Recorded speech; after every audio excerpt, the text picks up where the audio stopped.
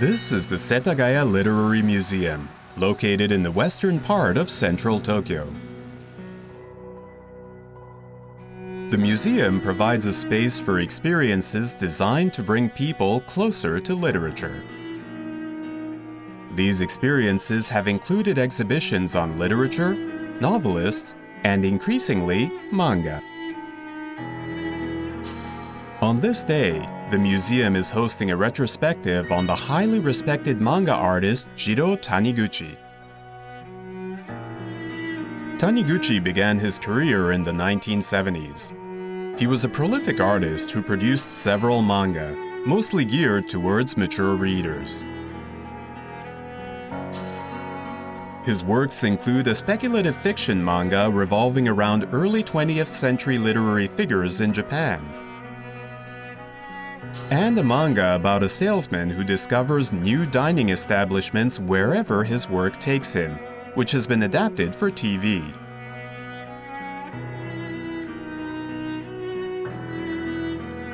Taniguchi's manga have been published around the world in a number of different languages. His work is highly praised overseas, and he was even knighted a Chevalier of the Order of Arts and Letters in France. There was a time not too long ago when nobody could have imagined manga being prominently exhibited in Japan's museums. How did manga-focused exhibitions come to be accepted as a legitimate artistic experience in Japan? To find out, we talked to Kaiichiro Morikawa, who researches manga, anime, and video games. I think many variables are involved here. First, you have to remember that, with the exception of political cartoons published in newspapers, manga were generally considered crude forms of entertainment aimed at children. And when I say manga, I mean the types of manga serialized in Manga Magazines. But in the late 1960s, amid a growing anti-establishment mood in Japan, university students began to publicly read Manga Magazines. As these students grew older, the demographics of Japan's manga readership also began to expand and include much older people. Then in 1989, we lost perhaps the most innovative manga artist in history, Osamu Tezuka.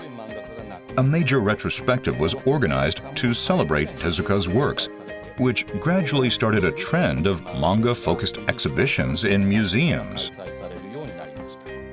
Another major factor was the increasing popularity of manga and anime in other countries.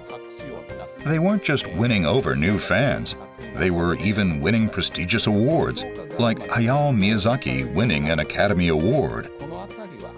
We saw a similar dynamic play out with ukiyo-e, which were these very ordinary, populist illustrations that somehow ended up being treated as works of art in Europe.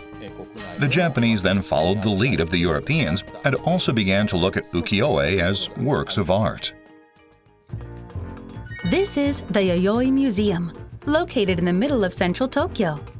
It recently organized an exhibition celebrating 50 years since the debut of popular manga artist Fusako Kuramochi. She had her first work published in 1972 and has since captured the hearts of millions of readers with her tales of ordinary girls, depicting their dramatic, sensitive natures with great emotionality. Her beautiful color illustrations are the results of constant experimentation with a variety of materials. Each color represents an ideal for Kuramochi, whose vivid hues cannot be reproduced with a printing machine.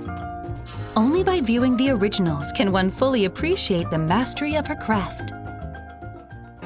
This landmark building is one of Tokyo's tallest and most popular skyscrapers. On the 52nd floor is an observatory, as well as an art gallery. On this day, the gallery is hosting an exhibition of Kazuo Umezu's latest work. Umezu has been working as a manga artist since 1955. He has produced many hit manga in genres as disparate as horror and comedy. Kazuo Umezu is one of the giants of the Japanese manga industry, and he is generally considered a living legend. We organized this exhibition to reintroduce Umezu to the world, not simply as a manga artist, but as a great artist, period. For the exhibition, Umezu produced a series of 101 paintings that serves as a sequel to his manga, My Name is Shingo. The series represents his first new work in 27 years. Umezu created captions for each painting that, when read together, convey a story. Essentially, the series is a 101-panel manga. The idea for the series came about when Umezu won a major award at the 2018 Angoulême International Comics Festival. This is a prestigious festival that is basically the Cannes Film Festival for comics. Winning this award gave Umezu the motivation to create something new. The series gave Umezu the opportunity to use color in a way he never had, to produce these extremely vivid, painterly worlds, and also to play around with style from painting to painting. The result, I believe, is a very exciting work of art.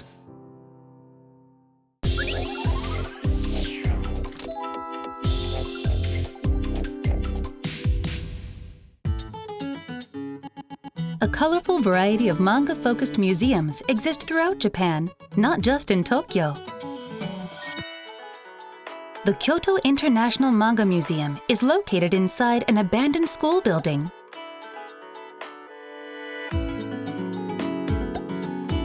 "300,000 manga-related items are archived here, including 50,000 manga books on display that are free for visitors to read. The museum was founded in part by Kyoto Seikai University, which also operates the facility. The university has a history with manga. Kyoto Seikai University established a faculty of manga in the year 2000. But to teach the subject properly, not just in terms of technique, but also in terms of research, we needed to gather books and research papers written by manga researchers in the past and create a foundation of manga knowledge. The museum, in a way, is an extension of that effort. One of the conditions that the city of Kyoto and their local residents gave us for reusing the school was that we needed to create a space that the children who once attended could be happy to come home to. That's why the museum contains both serious, research-based elements and fun museum-like elements. The first thing visitors see are manga from around the world. They include translated manga, as well as overseas comics produced in a manga style. This is the Manga Studio. Professional manga artists participate in live demonstrations of the various creative processes involved in producing a manga.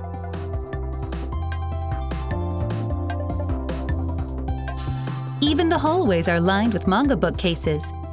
Depending on the floor, the manga are geared towards boys, girls, or young men. Hanging above the lobby is a large sculpture of the phoenix from Osamu Tezuka's titular manga. What was once the school's auditorium is now the permanent exhibition hall. The displays here explore the history of manga, as well as how a manga is produced.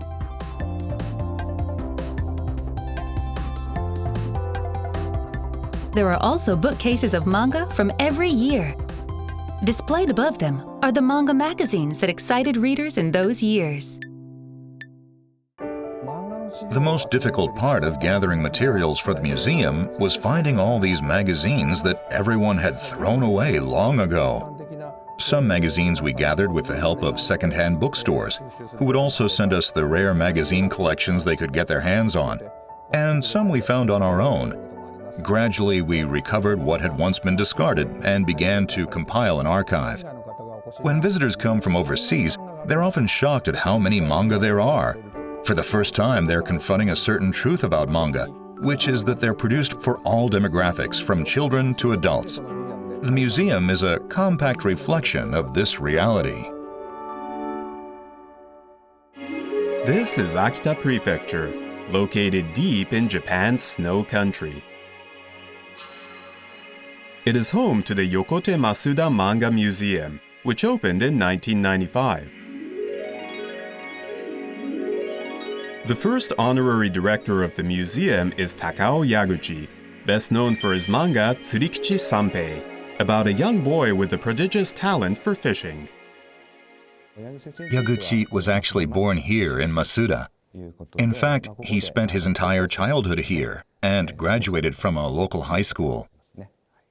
The museum was initially conceived as a monument to Yaguchi's works, and although Yaguchi wasn't opposed to the idea, he thought that the museum would serve a bigger educational purpose for children and budding manga artists if it was instead a space for exhibiting original manga manuscripts. An immense beech tree grows in the middle of the museum's permanent exhibition hall. To date, the museum has exhibited the manuscripts of over 100 manga artists, 74 of whom have works in the permanent exhibition.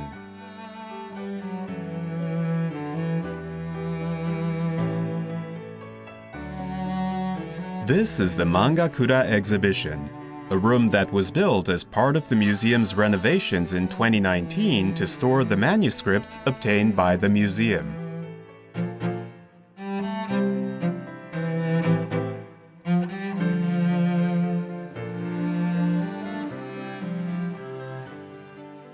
There are millions of manga manuscripts out there, typically owned by the artist.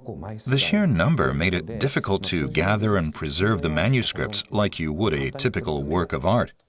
Fortunately, we had by then spent 25 years tirelessly archiving manga manuscripts, so we already had a solid reputation and good relations with many different manga artists. We used that to our advantage to promote our manuscript preservation efforts. This is the museum's archive room, where the condition of each manuscript is entered into a database. The details entered include the materials used in the work, as well as the presence of any dirt or wrinkles. An examination of this manuscript page reveals that it is composed of manga panels that have been taped together. Manuscripts often reveal signs of the artist's inner battles that cannot be found in the published manga. Manga are so prevalent in our lives that we often take these comics for granted. As a result, it's often difficult for us to recognize their true importance, that they form part of a dynamic culture that was developed entirely by the Japanese. We hope that this museum serves to remind visitors that even a small town such as Masuda can help preserve the wonderful Japanese culture of manga through the archiving of manuscripts.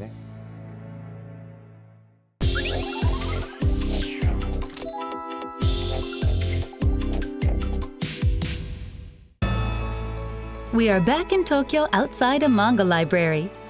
It is run by Meiji University, a private institution. The library archives items inherited from two of Japan's biggest private collections of manga. It is now home to over 400,000 items. The library is hoping to eventually develop its collection into an interdisciplinary archive that also covers anime and video games.